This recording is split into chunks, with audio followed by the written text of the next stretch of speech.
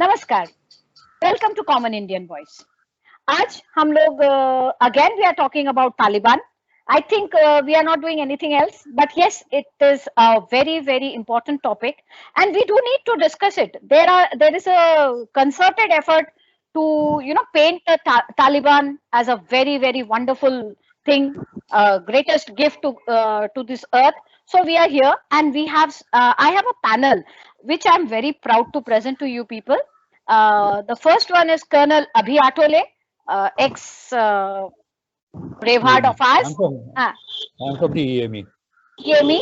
Then we have our, of course, Natarajan ji is there, and we have another panelist, that is Romesh Nadir ji from Lucknow, and yes, you must remember Debasis Sen Gupta from Calcutta. So welcome everyone. Thank you. Thank you. Namaste. We will begin with the opening statements. Should I ask Abhi to begin it? Abhi ji, ये बताइए कि जो ये तालिबान का जो fiasco हो रहा है अफगानिस्तान में जो दिख रहा है उसके लिए आपका क्या कहना है इनके बारे में, मतलब होल सिनेरियो के बारे में आपको क्या कहना है? See, actually speaking, the Taliban issue was created by no one else than the United States, right? Now, US everywhere, I mean everywhere in the world, they have interfered in somebody else's country's matter, right? From Vietnam, you go to Korea, you go to Iraq, everywhere they have interfered. Now, just to create a problem for the Russians, invading Russians, they created Osama bin Laden and brought him to Afghanistan. That is how Taliban basically was formed in Afghanistan. So Taliban, whether it is Taliban or whether it is Jaish or whether it is any organization, terror organization, basically they are one and the same. I mean, they are under one banner, and that is Taliban. That is what I feel about the Taliban. Okay, Romesh ji, your first opening sentences, please. See, I think we are all abreast with what has been happening for the last 20 years in India's neighborhood as well as in the Middle East. And we have seen Arab Spring also there. And if we go just 20 years back, the Talibans were just small group of people. They were definitely highly religious people, and they were just student age people. And with the patriotism for Afghanistan, that is to be noted. Not that they were interested in attacking other countries and all that. But United States saw the USSR there on the borders of Afghanistan, and USSR had actually invaded Afghanistan, and they found the right opportunity to intervene by helping out Taliban with arms and ammunition at that time. They were just, we could say, not exactly the fighters as they are called today, but they were in a way working like guerrillas, or we should say not the actual people who are on the front line. So as as US was successful in basically thwarting the attempts of USSR, and subsequently USSR breakup, and America finally found a footprint in Afghanistan through Taliban. And rather, not exactly through Taliban, they found subsequently footprint through Pakistan, because Afghanistan happened to be a landlocked nation country. There was no way of approaching neither through sea nor through any other source to Afghanistan. So Pakistan was being an ally of America all these years. So they found the easy approach to Afghanistan through Pakistan. That's how we got a very big footprint of America in Afghanistan. Initially, it was a very small one, and Obama gave a big boost to it by helping out almost 1 lakh of US troops. They landed in Afghanistan with the most sophisticated weaponry and armory with them, and subsequently Afghanistan became a battlefield to try all these things over there, seeing the terrain in that place. So it's how it evolved. And initially, Taliban was not so much rooted in the villages, but they started getting their foothold in the villages of Afghanistan because they were believing in the religious ethos, and they wanted to fight corruption. And the people of Afghanistan definitely liked them in the beginning. to start with. They liked them in the beginning, not subsequently, because then they started using most of the religious edicts on the in the day-to-day lives of the Afghan people, which were got subsequently resented by the people. They did not like it because they had got little freedom earlier, and they thought we'll get more freedom and all that. Those dreams were, you can say, lost in the process. And so America, up till 2000, I think it was it 2010 or which year it was, this 9 by 11, till 11. that time, 96 or something around that, or 2000, no, this the year when 9/11 happened. Do you remember the 2001. year 9/11? 2001. I think 2000, 2001. after Yeah, 2001, 2001. 2001 only. So when they propped up Osama bin Laden, till that time they were all fine with Taliban and Al Qaeda. We should say Al Qaeda had come in that picture at that time.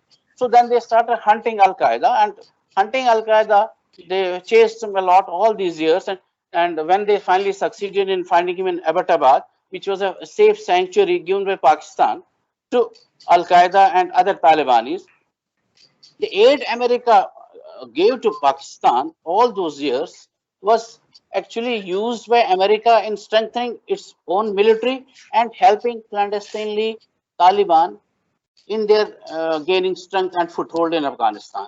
America got America befooled itself. America befooled itself, and there's a failure of the policy of Americans with the think tank, that they could not make out where was the money going, where was the American aid going, was it actually going into the development of Pakistan, or it was indirectly being used for Taliban. So that is how, even after 20 years of stay in Afghanistan, they came out zero, with no, as though Biden said that we had achieved our goals, they had not achieved any goals. This would not have been the condition. Their Right. own men would not have died at the gates of Afghan airport. That is it. True. Okay, now I turn to Debasis Sen Gupta. Yes, we would like to hear you. And then when he finishes, Natarajan ji, you'll take over, and then we will go Yeah, forward with my questions. yeah, sure. As far as myself is concerned, I believe that Taliban is really neither interested in development of Afghanistan, nor is it capable of governing Afghanistan. They are basically a religious, what should I say, militant. Apart from that, they are nothing else. They are forcing Afghans into the Sharia laws and other things, which by and large is not acceptable to the Afghans. So, from my point of view, of course, the US has blundered a lot, and Taliban is now in control of Afghanistan. But I hardly see any development from here on, unless and until the world comes together in really building up Afghanistan rather than only going after terrorism and all these things. Because Afghanistan has been, in that sense, I would say, undeveloped. They are still very orthodox, very conservative in their approach. And I don't see really anything happening from here on unless and until the world comes together and gets rid of this all this war mongering, what should I say, terrorist or militant, whatever you call. Okay. Yes, Natarajan ji. See, I'll take a slightly different view. In addition to what all the panelists have said, for me, what I see is, many political leaders, they think themselves of big Goliaths, end up creating Frankensteins which they cannot control, and then that Frankenstein creates a lot of problems. We saw it in India. We have seen it in Afghanistan as Colonel Abhi has said, Lieutenant Colonel Abhi has said, and the problem is creating a Frankenstein monster is very easy, but to control it is not. It is very, very difficult because, like a like a Hydra, it creates its own multiple heads and keeps on growing. It becomes very difficult to control. That's what has happened. And secondly, I got some other concerns, not just with Taliban, but with Afghanistan and India's own geopolitical status that could come under serious impact because India has got multiple interests in Afghanistan in terms of its investments that apparently border around $3 billion across various infrastructure development. The parliament was built by the current Indian government for Afghanistan. Then there were schools that were set up for Afghanistan, so on and so. There are multiple interests, infrastructure interests of India, and that has come from the mid 2000 onwards. It is not as if the current government only is involved. It's from the previous regime, Congress regime onwards. And that is one thing. That's a number two. Number three is what do we do? What is it that India has to do? Because now, whether we like it or not, whether India shares a common border with Afghanistan or not, the fact of the matter is that all these the weapons that have been handed over on a platter to this current government, it could very well land up in Pakistan's hands. It could very well land up. That is number one of the point. And secondly, China will be watching with bated interest to see how it can enter into this space to create additional hurdles and problems for India's own strategic initiatives. So these are some of the issues that I see beyond just the current regime in Afghanistan. How are we going to consolidate? How are we going to prepare our position? These are some of the concerns that I have. Abhi, I would like to ask you a question. Strategically, if Taliban, my first thing is they are fighting among themselves. ये लड़ाई कब तक खत्म होगा ये हम लोगों को आइडिया नहीं है क्योंकि पंजशीर वाले कभी कभी जीता नहीं गया कभी जीता नहीं गया पंजशीर वैली तो ये इन लोगों की आपस का कॉन्फ्लिक्ट तो चलता रहेगा मगर ये जो जैसे मसूद जाके मिले हैं तो इंडिया के लिए वो कितना खतरनाक है और इंडिया का प्रिपेयर्डनेस है ऑब्वियसली हमारे आर्मी तो एक्सीलेंट है उसपे भरोसा नहीं रखने का कोई बात ही नहीं है but your lives may be lost because these are unruly people and वो लोग इंडिया में उनकी सपोर्ट बेस तो है हमारे आपने देखा हमारे चाहे पत्रकार हो चाहे लुटियंस ब्रिगेड हो they are trying to white wash the Taliban तो आपको क्या लगता है मतलब from India's point of view कितना बड़ा खतरा है there is a huge threat to India. Actually, now the situation in Afghanistan could potentially set off a domino effect in the Indian subcontinent. See, Masood has met Taliban leaders in Afghanistan on, I believe, on the 21st of August. Now, Taliban, maybe there could be a deal between the Taliban and Masood, or per se Pakistan and ISI Masood with Taliban, that we will help you out because see, one thing is very clear: without ISI help, the Taliban has not progressed so fast till Kabul. I mean, there has to be outside help, and it is apparent and it is very clear that Pakistan is helping them. I mean, it is as clear as sunshine. So, if the Taliban sends their fighters on our borders, see, our borders are very porous. Our borders are, now they have been taken care of. Bangladesh border also has been taken care of, but the Taliban definitely will create a problem for India. Jaish-e-Mohammed, LET, ISIS Khorasan, in particular ISIS Khorasan is a very dangerous group. They could create trouble in Jammu and Kashmir. with the training with the training by ISI. They have been trained. Now there are intel inputs that, as everyone knows now, it is on domain that Afghanistan has more Black Hawks than 85 countries in the world. So now, flying a chopper is not a ball game. Or I mean, Pakistan could very well send in their pilots as Mujahideens, like what they did in Kargil. They could very well send their Air Force pilots over there. They can fly the Black Hawks, and they can attack us by choppers also. So the situation is very grim. We have been taking care. One of my colleague, he is in Srinagar right now. Colonel Upadhyay, he was giving me inputs about the preparedness about this situation, and it is 24/7. It is on like Hi, red it has alert. been activated.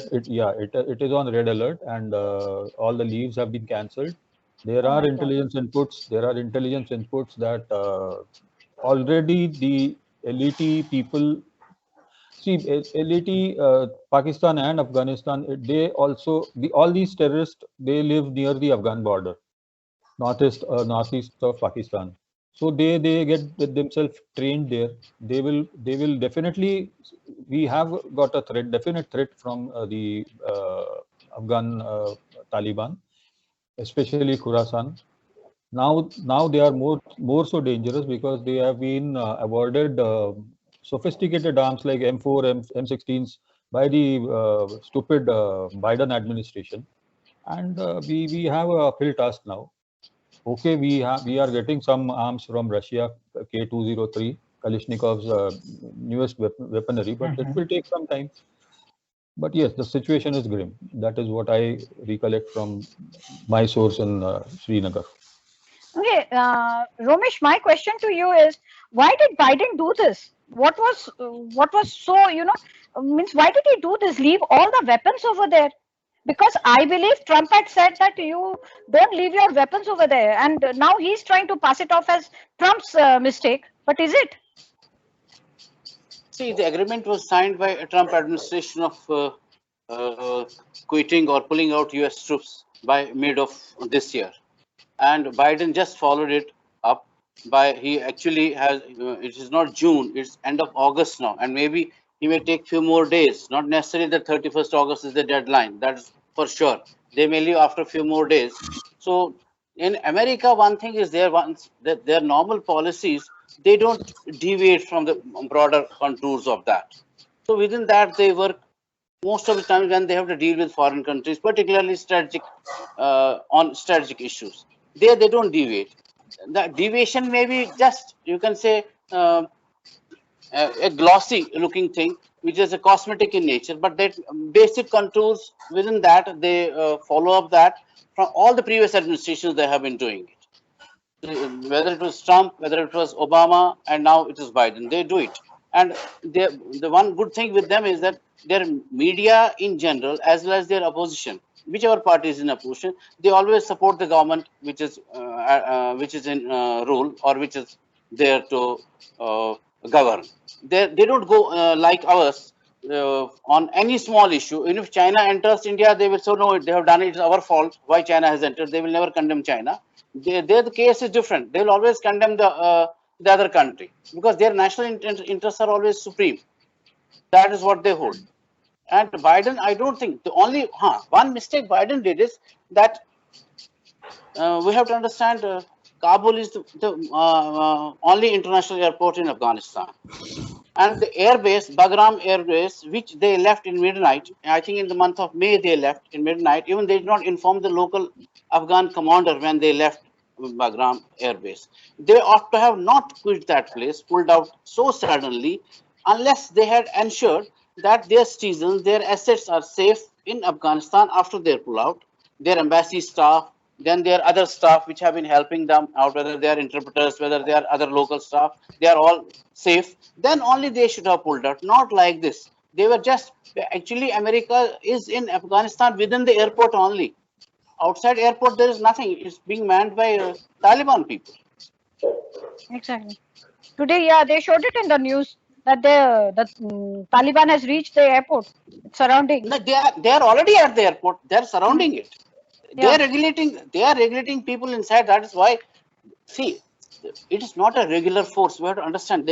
It will take them time to handle this kind of most advanced weaponry which they have laid their hands on, whether they are Humvees, whether they are Black Hawks, whether they are firearms, whether they are night vision cameras, night vision goggles, whether they are armored personnel carriers. It will take them time to handle these armory equipments and ammunition. It's not that within one night they can start using it, and they are not the people who can they know least of the crowd control.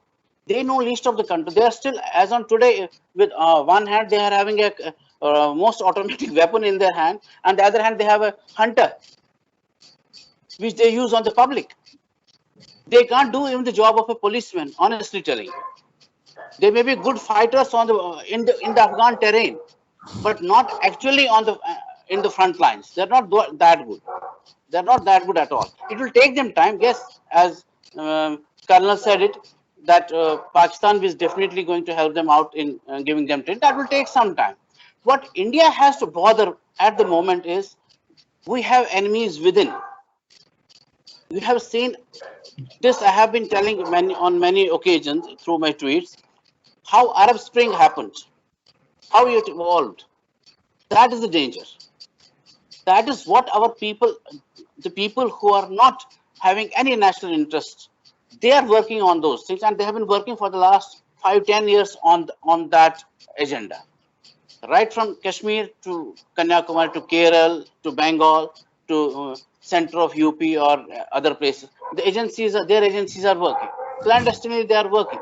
So that is the danger. We have to keep a check on that. We have to see that that has not to blow up into something else, because that will be very difficult if people come out on no country can afford that kind of an uprising. That is the danger here. And that segment is not small, and our country is having so much of population.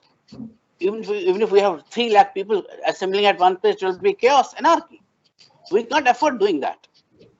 We are seeing already what bloody farmers are doing. Sorry to use the word bloody. So Yeah. that is the danger. Okay. We can't. Natarajan ji, sorry. Actually, Can I one add? more thing. Yeah, One sorry. more thing I'll tell about the refugees part of it. Many people are saying, should India continue to host the refugees and all that? I think I'll put up a cross question. What have we done with Bangladeshis and Rohingyas till now? What has been our policy? True. True. Right. You may take over. Yeah, Can I add Natarajan ji one more had raised point? his. Can I add one Abhi, more point? just a In minute, what Abhi. okay, Natarajan okay. ji had Yeah, raised yeah. his finger. Yeah, Natarajan ji. Yeah, the point is that in the month of May, Joe Biden had remarked about the American pullout that things are not going to be as swift. I mean, I can't believe that the commander-in-chief of the forces of United States of America can be so grossly wrong. How they even miscalculate these things? And second too, I think Romesh he made a very valid point that the broad contours of the foreign policy is always the same. Uh, in US, generally the media and the opposition always support the president. In the event of crisis, the president's word is the final. Even if he is wrong, he is right. That is the situation. One moment.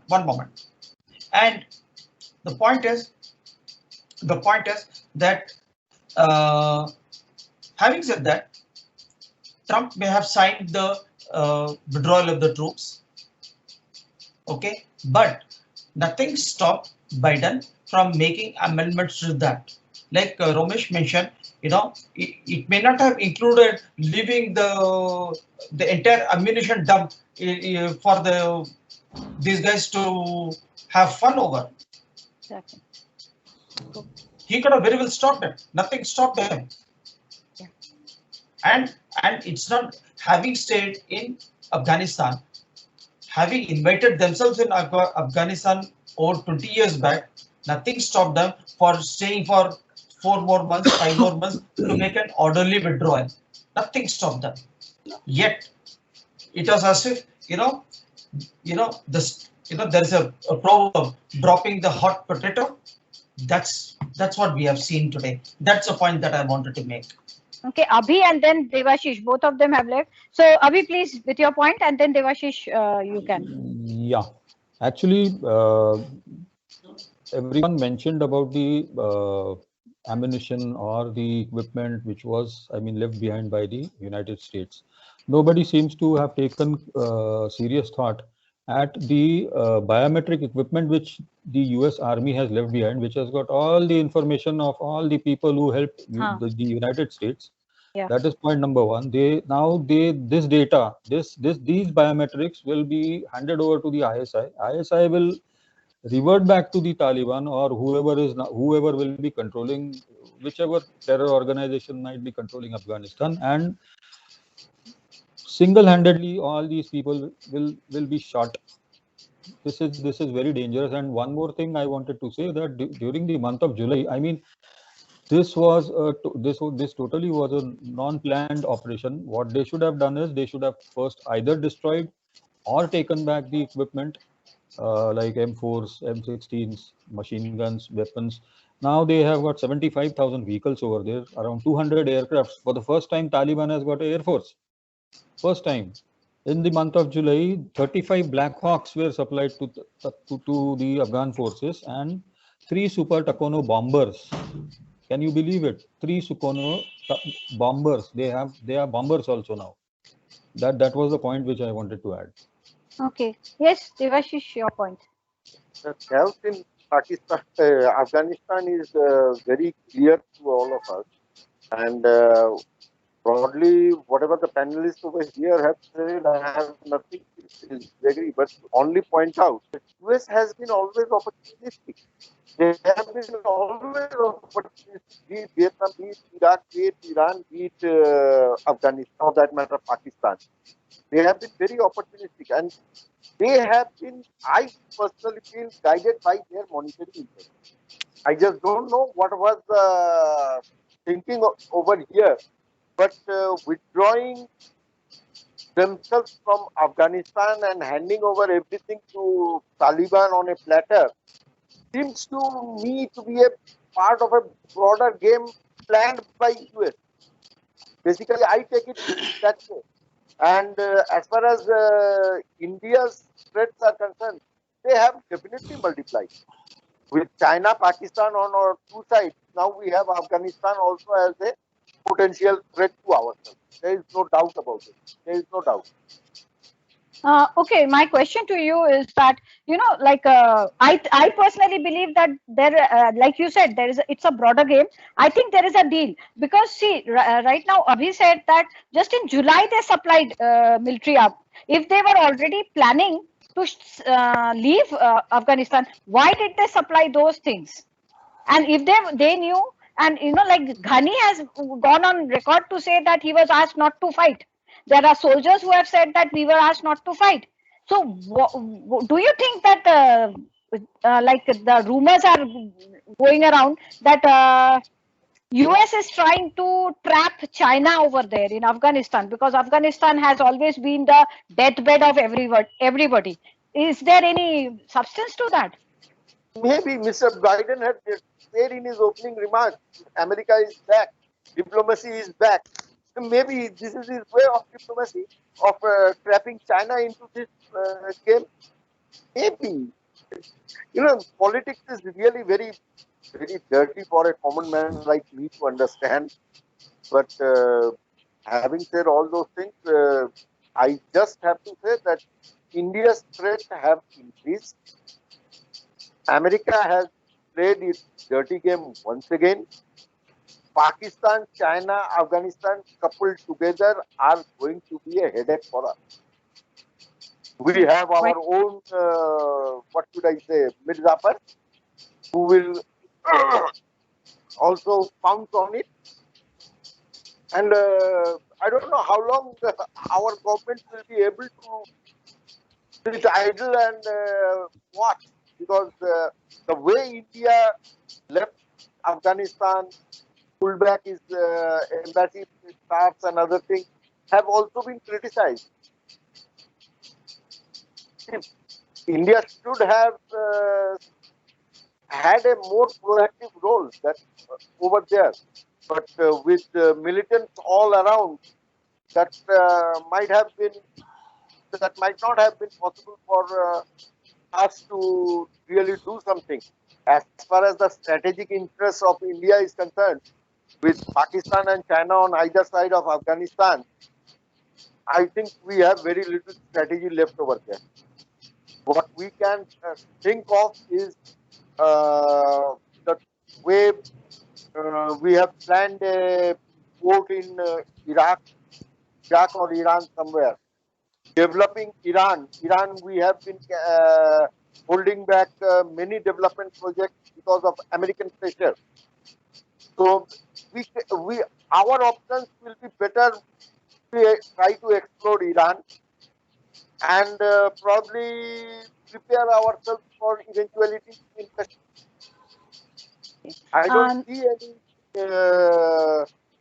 what should I say, good thing for us as far as Kashmir is concerned from these three nations, Afghanistan, China, Pakistan put together. We are going to have problems in Kashmir.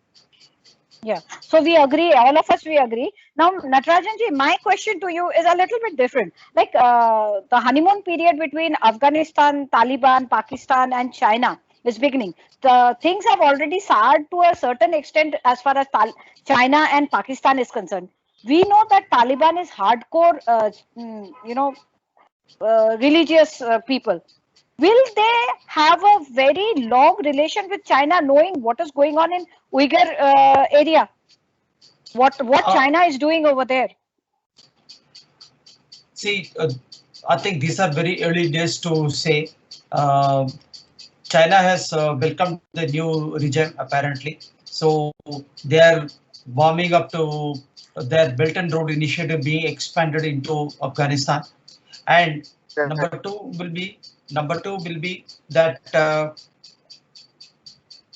what China did in Africa, what China did in Sri Lanka, giving them loans, okay, at usurious rates of interest, could very well happen again to take over some of the prized assets in Afghanistan, because a lot of things are that Afghanistan is a mineral rich nation.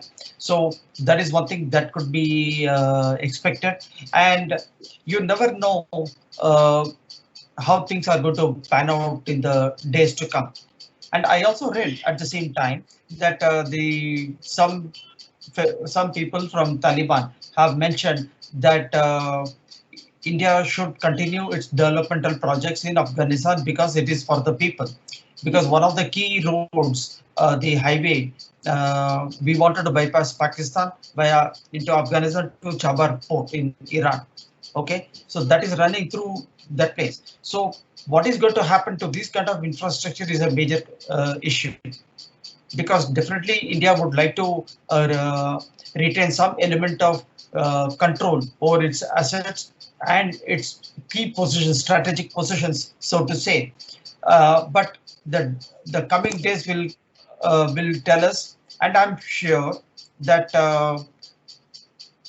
I have full faith in our current foreign minister, Dr. S. Jaishankar, and that man has really figured out few things now to which we are not privy to. How things are going to work out behind the scenes is something that could make a lot of difference. Yes, I would agree with all the panelists here that the potential danger to India in terms of security has increased because of the troika plus the armory at their disposal. That is one thing, but how India is going to counter it is an added headache to Indian government. Romesh ji, my next question. Yeah, please. I would like to add over here that the Uyghur problem is not of today. It has been there for some time now, and the entire Arab world has sitting idle. They have not protested. They are in Against, denial. Yeah. they are in denial. So I can expect the same thing again from Afghanistan also. They will also be in denial. They will also keep quiet. They will also allow China to have access to many things. And later on, it will be, as you said, dole out loans at lucrative rate and buy assets and so on. You see, after all, the business point of view, all nations are trying to expand, and China is doing it in this way. Yes. True. So Romesh, would you like? Yeah, sorry. Yeah, please continue. No, it's okay. I have think I have made my point. Romesh, would you like to add something to it? See, And then I will go on to Abhi. When Taliban, the word Taliban means students. As students, there's a saying they would say, "Ya Watan, ya Kafan," means give me, either give me the nation, the country, my own land, or give me a shout. It literally translates to that. So they have been that kind of, you can say, we could even say the fanatic as regards their own nation's patriotism is concerned. And at the same time, they are destroyers. We have seen how they destroyed in 2001 the great Bamyan Buddha. And Yes. their information minister at that time said uh, they had they never felt sorry for all that what they did, and they say it's easier to destroy than to build. So they believe in that. That is their ethos. Yeah. Destruction is the ethos. Construction, progressive things, that is not the ethos. That is the ethos of Taliban. And unfortunately, we can say that is the ethos of Sharia. That is what they're doing. They are not democratizing their country, their women. They are not empowering them. They are curbing them. Right now, also, what you are saying, that they are stopping playing of music, cinema, and other things. They are stopping their own women from going to schools and media centers and all that. They have to. I'm surprised to see Sorry. the Western journalist ladies. They are wearing burqa and covering their face. They also succumb to this thing. Why should they do? Why should they do? Either you do your duty or don't do your duty. It's like that. She That has means now they are left. ready. She has now left the country. Ready to respect their laws. In other countries, it is not there. In Islamic countries, they are ready to respect their laws, their religious beliefs, their culture, and other things. In rest of the world, this is least bothered to play with our sensibilities or with our sensitive issues. But when it comes to Islamic countries, they are ready to do it. True. That is the brazen hypocrisy. That is the hypocrisy, brazen, and that is an intellectual bankruptcy also. On the one hand, you are doing this thing, you want empowering women. You show, yes, give me that power. Why should I wear a burqa in your country? I don't belong to your country.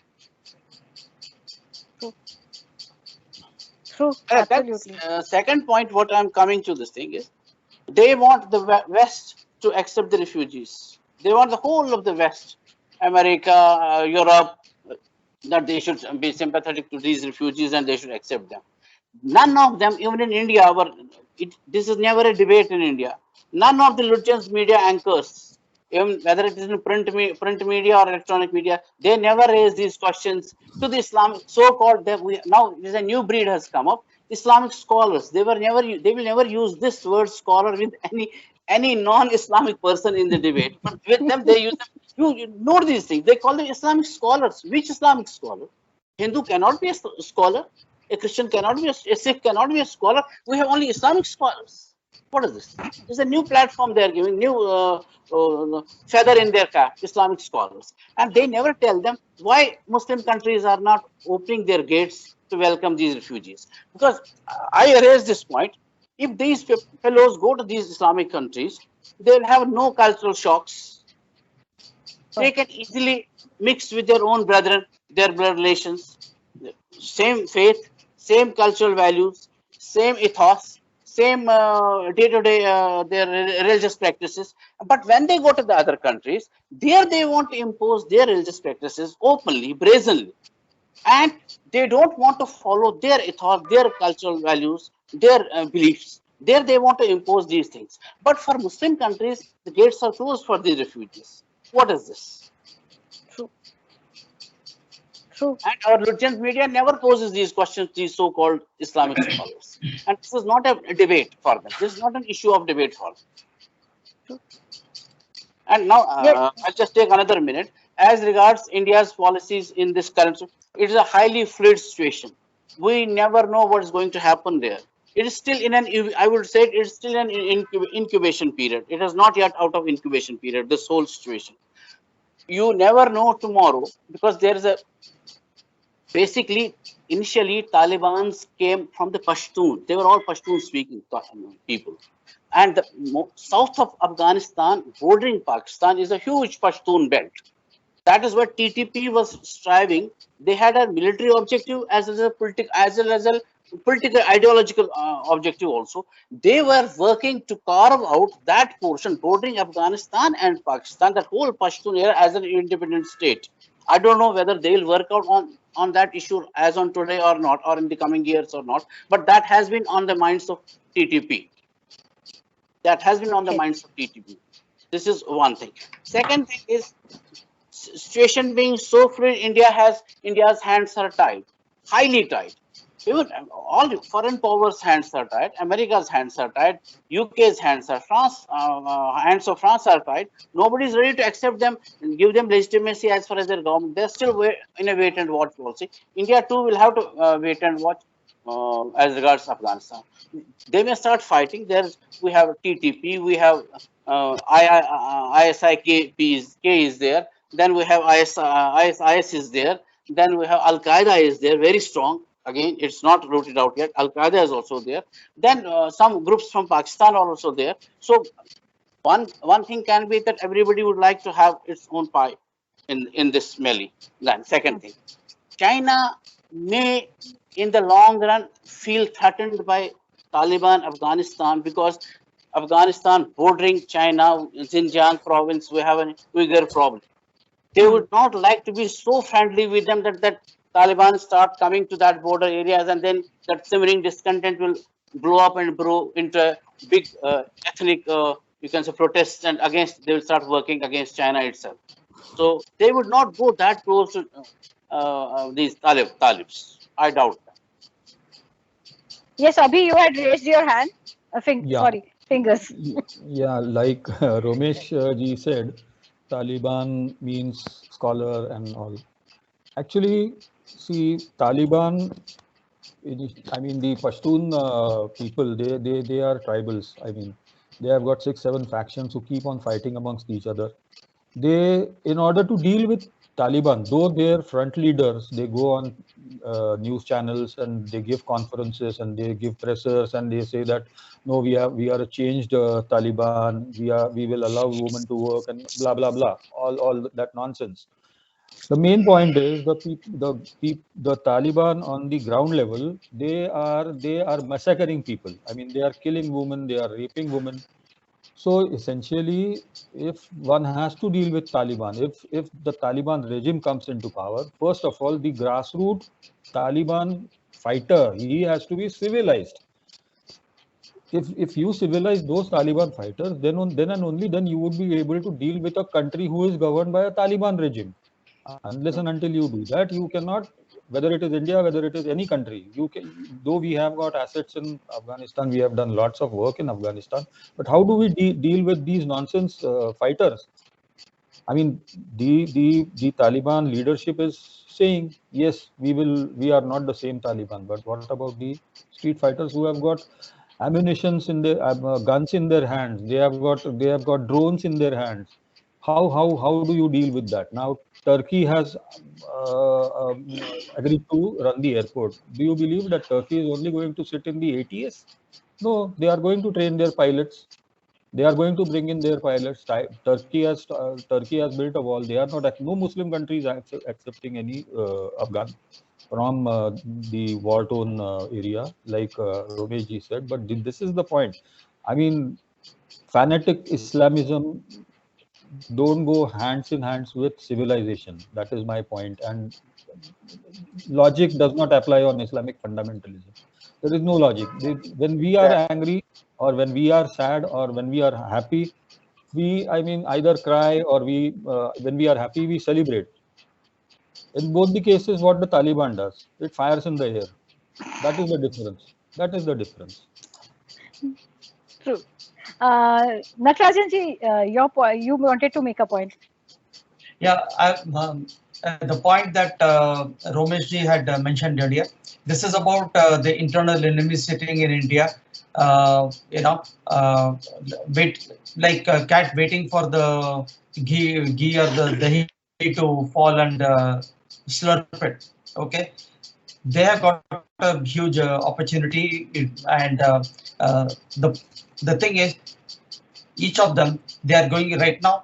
Started with as if the humanitarian crisis is there because of India, because Afghan refugees can't come into India. That we should get them. The point is, we are overburdened with refugees anyway, wanted, unwanted, illegal, legal, everyone. The other day we spoke about the applicability of the CAA to the people from Afghanistan. Okay, the point is that we do not want any more refugees. I'm not sure why the government in fact is taking even on special visas. They should not be. We have had enough. We have had enough of issues with the refugees, and they come and stay permanently. They don't go out. I don't see any reason why India should be. I should give a platform for these people. As it is, we have enough problems with our, with boundless internal enemies who are basically part of our mainstream media. Do they ever question all these things? No. They discuss what they want to discuss. They do not discuss the real national issues. They never. That is my point. Okay, may I? See, I read today itself. I read today itself that India has to bring in the people, the Afghans who were working for them. They cannot desert them. That is what I read. That they cannot be deserted over there. Like Abhi has said that because of the biometrics, they know who was working for whom, and it has all fallen into their hands. The moment they are going to massacre them. So our partners, the ones who are there helping India, they should be brought in. Okay, Romesh wants to say a point on this. I want to know whether it is right or wrong. No, there is a difference. People who were helping India, India was not there. India wasn't there as a military force like America. India was there for the development of Afghanistan. Absolutely. So I don't find any legitimacy in this argument that India should bring in those. No, we're only. I mean, then why should they tell India right now also come and complete your projects? It is contrary to their saying this, isn't it? Fine. This is one thing. You can continue. Then I'll bring in another issue. Yeah. The next point I'm going to ask is open to everyone. As we had already discussed, whoever wants to speak can speak first, and then from there on, I will ask the person next to speak. My point is that we have seen that the whitewashing that is taking place, and today when I was watching the news, I saw that they have said that no music is going to be allowed. Andrabi, a folk musician, has been dragged out of his house and killed. And women, they have been asked to stay at home. There are lines ahead of the banks. There's some kind of law has been brought in, and the people are angry. They are protesting on the streets of Kabul because they are not being allowed to withdraw money. The banks are closed. And now it's actually gradually, the Taliban is showing their real colors. My question is that the people, today I also watched a video where a girl, a very young girl, she's saying India is no better than Taliban. She's standing in India. She's abusing the Prime Minister of India. She's abusing the majority of India. She's wearing the dresses of her own choice. And then she has the ridiculous audacity to say that India and the present regime in India and the Taliban is at the same. And we see our honorable opposition doing the same. I see the Lutyens doing the same. My point is, my question to you people, means you can take turns to answer it. Why are they doing it? What is the compulsion of supporting, jumping the gun and supporting? Now, every one of them, they are going to, when if the situation becomes even worse, we don't even know what is actually happening over there. And then they will go back and they will backtrack, and God knows they will try to find a way to escape. But why are they up to such nonsense? Who would? Yes, okay. We'll I start will with Romesh. I Yeah, will I please. will raise that. You have not to go too far in the past. Just take yesterday's example. Kerala, there's a huge jump in your surge in our COVID cases, right? Huge jump, huge surge in COVID cases. And the reason for the surge is being attributed to Onam, not to Eid. No mention of Eid. This is what we are doing. This is how we are Ridiculous. keeping peaceful, happy. This is an appeasement. This is what they are doing. What India has to do it, we have to be blunt. We are not against any community, we are not against any faith. But this jihadi radicalism, India needs to have a doctrine to dismantle this kind of work which is clandestinely being seeded in different platforms, through different agencies, through different conduits, through different carriers. We have to come out openly and go against it. The government of India needs to use its might in dismantling this structure. Yes, you Okay. can carry on. Who would like to? Yeah. Okay, let Okay. me. Yeah, Yeah. please. All right. You Let's. Debasis, please. You know, So I have to. my point was, I'll. my May I point, say something? May I yeah, say Please. something? You know, see, I am so happy that two speakers have wanted to start, and both of them said, "You first." Why can't our mainstream media do that? Why do we have a circus over there? Yes, as Devashish, please.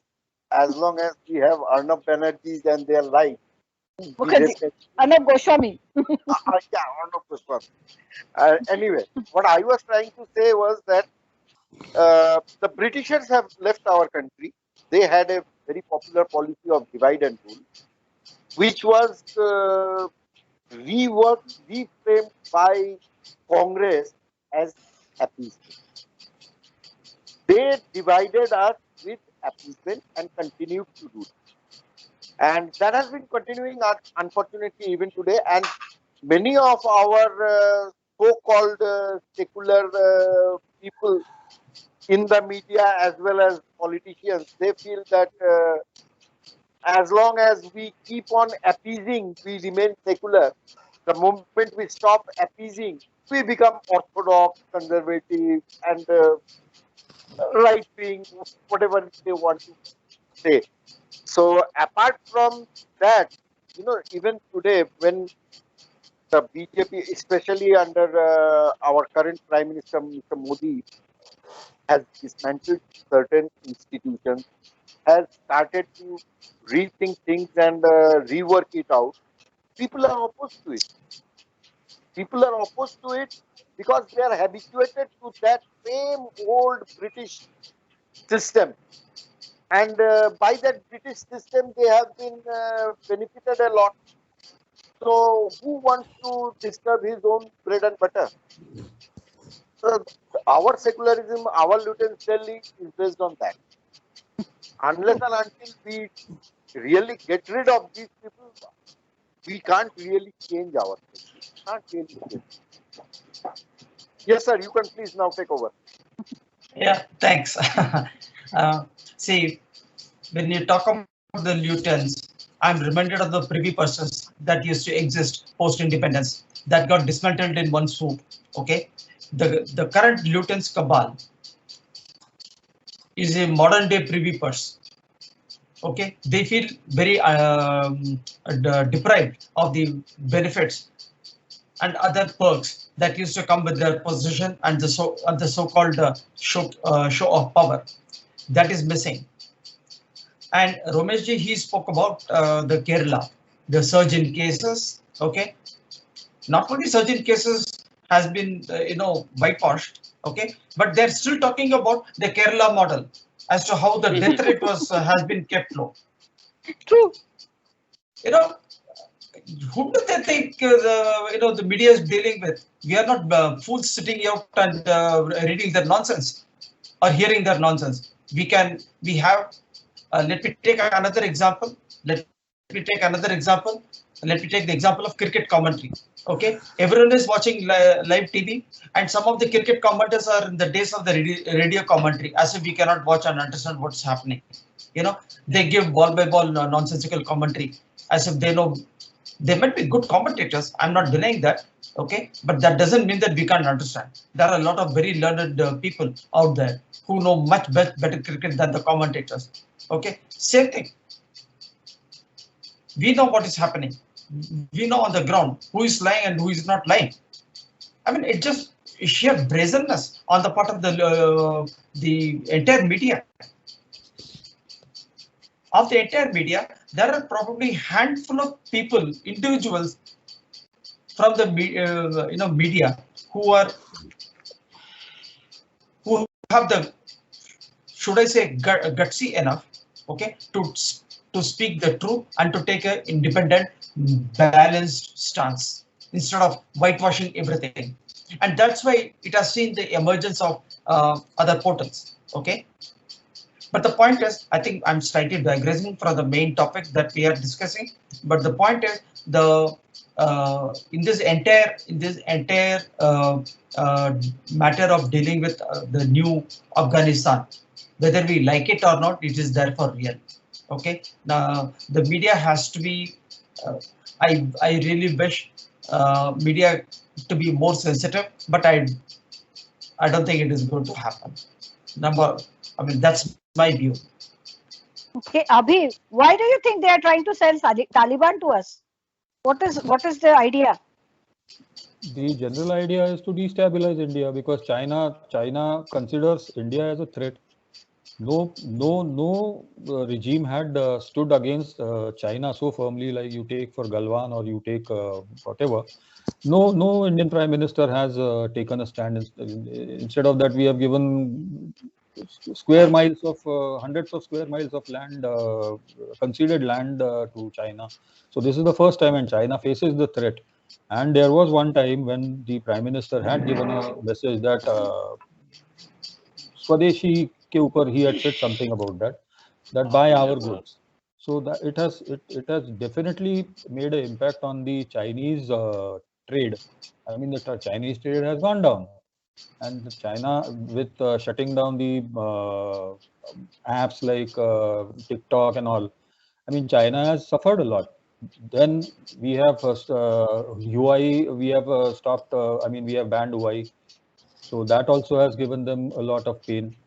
Plus, we have captured 5 hills, I mean 5 hilltops in the Ladakh region, which gives us a advantage over the Chinese. We are looking down on the Chinese now, so that's clearly a threat to China, and they will take advantage of that. They want to destabilize India.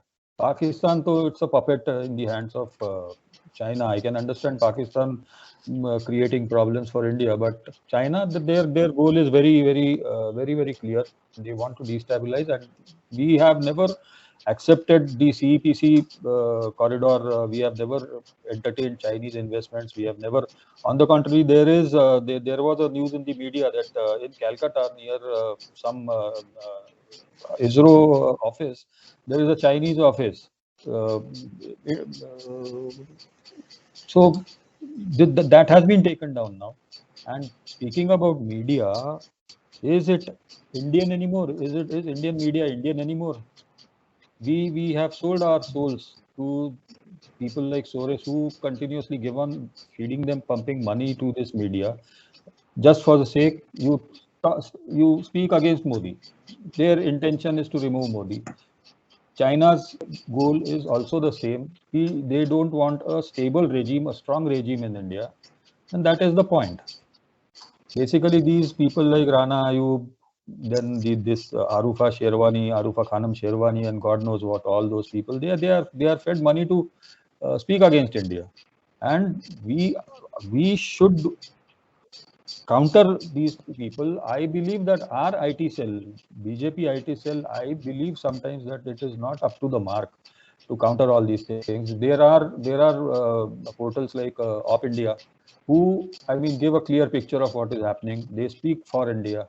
There are many channels like Republico, Times Now. They speak for India, but all the other channels, they speak against India. So I have a doubt whether this media is our media or It's Washington a Post foreign or New media. York Times. Yeah, it's a foreign media. I have written Right. an article on that also.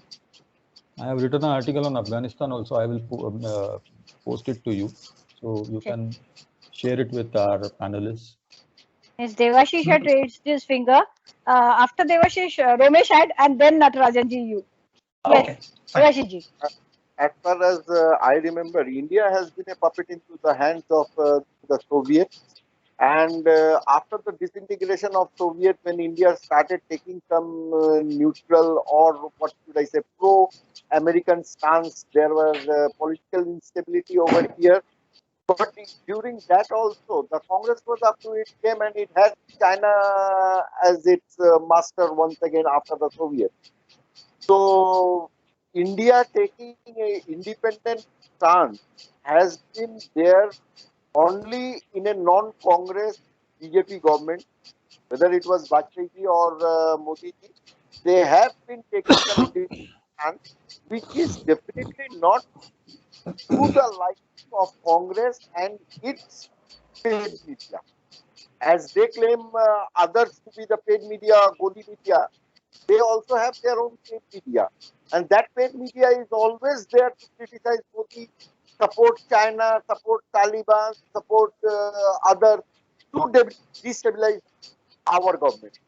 That's where I would agree with everybody over here that India is really India has to address its own set of troublemakers, as I would say, Yes. before going into tackling the Taliban and the foreign True, elements. true. First, tackle our own troublemakers, unless and until we really have them under control. You know, it's very easy for Mr.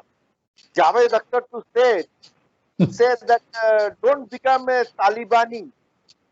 But at the same time, he is there openly criticizing everything that is, what should I say, pro-Indian. They term it as Hindutva, but they don't term it as Indian. That is the problem. Unless and until we really show them their place, I don't think our problems are going to subside. They are only going to compound. Yeah, Romesh ji. Yeah, yeah. Since I touched upon Kerala topic, I'm again touching on Kerala because I observe things from a different angle. Do you know 14 people, 14 young people have left Ah, Kerala to join ISIS, and this is not being debated. This is not being this, and earlier too, it was not being debated. It never became a point for prime time debates. This was never an issue for them. Nobody talks about that. Even as on today, under such horrifying, unhealthy, unwelcome situations evolving in Afghanistan, still people from Kerala, they have other these feathers in their hats. They are leaving such this peaceful people are leaving for that ISIS land. And a few days back, I think about a week or 10 days back, I normally don't watch now. I have stopped watching these TV debates. I used to watch mostly debates on Times Now. Then I started leaving those debates. I wouldn't watch. I would even react to their respond to their debates, but I stopped doing that. Navika Kumar was talking about Afghanistan only. Then there was sitting Majid Haidari was one of the panelists sitting there as an analyst, political analyst, and all that. To start with, he made a comparison of Taliban as freedom fighters with Mangal Pandey, and quite naturally, Navika Kumar took a strong offense to it, and then she said, "You can better leave the debate. I don't want you to be on my debate. If you have that kind of a mindset, you're comparing Mangal Pandey with freedom fighters, so-called freedom fighters, Taliban." Then subsequently, this man left the panel, and I was happy. I stopped watching that debate. After 2 days, I again switched on. I thought that because sometimes Ranganathan is there, so I thought, why not to watch? I just watch it for Ranganathan sometimes. That too very rarely. I read it through Twitter than what he has written and all. I found again Majid Haidari there and Rahul Shivshankar was conducting the debate. How come the same bloody fellow is there on the panel? How can he be a part of the panel? What has happened to Rahul Shivshankar? TRP. 2 days back, you have asked him to quit, and now you are again inviting him. Again, he brings me on the panel. So this is the hypocrisy of our media.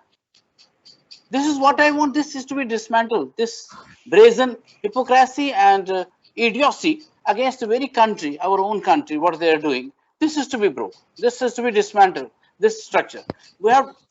There are different kinds of enemies working on different platforms. One, I told you, the Jihadi Islamic this thing. This is another support system with this structure.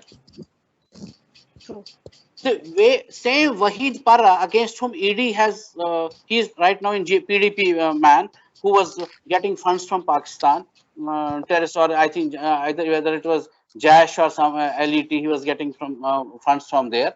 Then he was distributing in the PDP cadre there. He was official spokesperson of PDP. Finally, ED has got its hands on him and he is inside the jail. The same Wahid Para was being shown as a moderate face, well-read person, enlightened man on all these debates. This is the real intellectual bankruptcy in our media. The same people, Barkhadat would hug, embrace Yasin Malik on the stage. Leave aside Barkhadat, our former Prime Minister, Mr. Manmohan Singh, shook hands with him on a platform.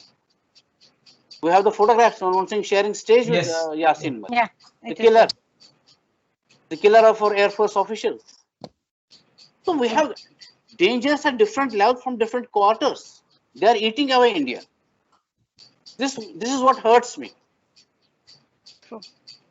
Yes, Natarajan ji. There are 2 points that I wanted to talk about.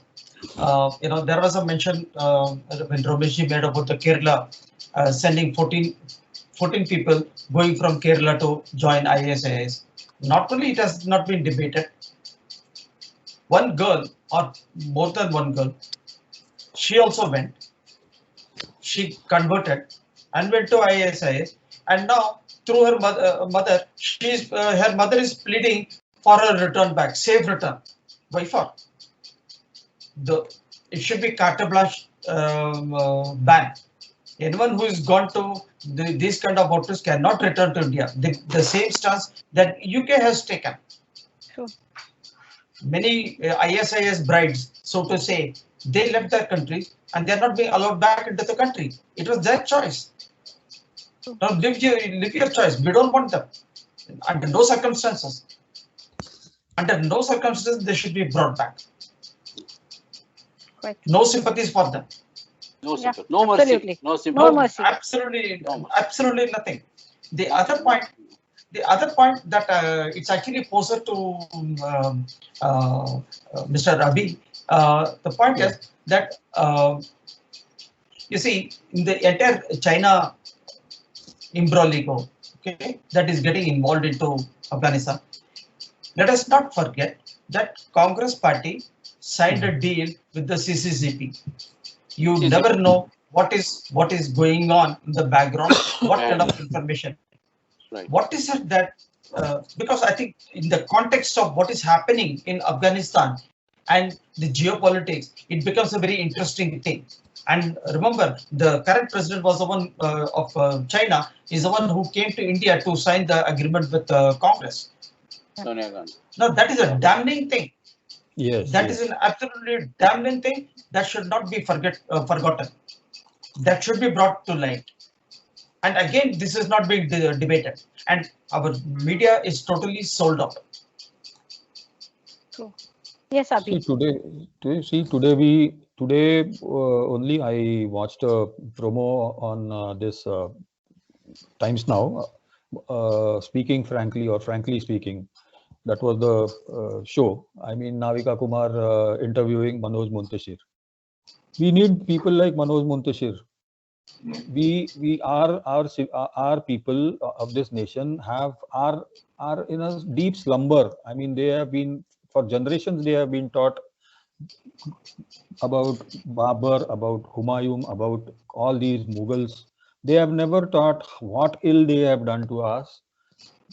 We are, broadly speaking, India only remembers its soldiers during Republic Day or the Independence Day. Why not every day? Why not every day? How do you instill nationalism in your civilization or your countrymen? You have to take steps to educate them about our freedom fighters, what they have done, our great civilizations from Chandragupta Maurya, who ruled the entire Bharatvarsha. We have to educate this population on that. Apart from that, Isha, you had asked me a question about China. See, Chinese army is not an army in itself. It's not a battle-hardened army like our army. They fight for the CCP. They have been kept to protect the CCP. They have not been kept to protect the borders. I mean, there was PLA, no war. Huh? Pardon? PLA. Yeah, PLA. Those Yes. they have never fought any war. Now during the Galwan crisis also, they are not used to fighting at high altitudes. So Taliban leaders are they have fought wars on hilly terrains and high altitude. They know what warfare is, high altitude warfare is. So China will take advantage of these Taliban fighters to fight against India.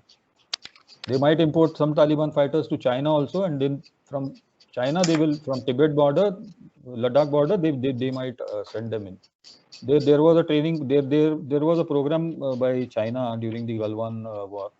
They had sent soldiers on high terrain just to acclimatize them, just to get a feel of that. So in future they can raise an army which is there. But why are they raising a Tibetan army? Because they are high altitude people. They are from the high altitude, so they know how to cope up with the situations over there, and they are from the hilly terrain. And Kargil and Ladakh, they are very treacherous, very treacherous Yes, geographically, very treacherous. terrain. Terrain. Yeah. So this is why Israel is surrounded by so many Islamic nations, and still they give a bloody nose to all these people, because every Israeli person is a patriot, unlike India. Yes. We don't know the meaning of what Yes. patriotism is, and when we say that we have to be patriotic, so then people start arguing, अगर patriot नहीं है तो जनगण मन के लिए खड़े नहीं रहेंगे तो you are not Indian. You go to Pakistan, अरे what nonsense is this? You start loving your country first, then only you will be a strong country. That is my say on this. So to end up, I would just like to have a view from each of you about what do you assume, because at this moment, we can be hypothetical and we can just assume what is exactly going to happen as far as Afghanistan is concerned. Will the Taliban be able to win over Panjshir also and rule, or it will be remain a chaos and a danger for all the bordering states? Yes, Shall I Abhi. reply? Yeah, Yeah, it will be please a do. chaotic situation. They are not going to rule the country, because see, now if you give the security of Kabul to Haqqani, now what is going to be the outcome? What is going to be the you are giving the security of A-class city to a terrorist. They will never be able to rule the Afghanistan. They never will be able to rule it, unless and until they civilize their grassroots foot workers. They will never do it. Just you have 10 people who are intelligent. You can speak English. You can go on foreign TV channels and speak. That does not mean that you can train your people. They only know to fire the gun, to rape, to oppress people. So it's a very grim situation for Taliban. I mean Afghanistan. I'm sorry to say that, and my heart bleeds for Afghan people. Actually, it does. Yes, Romesh. I read a narrative today. First, I will just point out the right-wing narrative. We are a total failure in setting up narratives. We don't know what to speak, what to write, and in what way we should navigate a narrative. There we are utterly failing. Most of the right-wing sites, which they write so much, they write a lot. There are very good people who write.